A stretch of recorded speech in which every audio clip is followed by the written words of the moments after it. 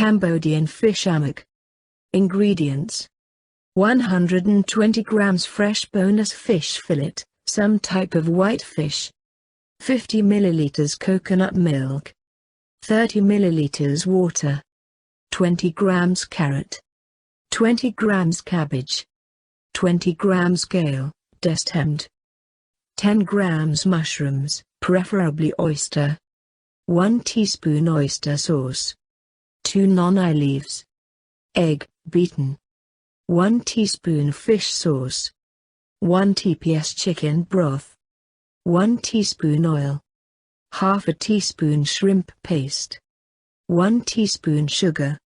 2 teaspoons amok paste. Banana leaves for serving. Amok paste ingredients: 2 pieces lemongrass, minced. 5 grams galangal, minced. 5 grams turmeric, fresh or powder. 3 pieces Kaffir lime leaves. 2 cloves garlic, chopped.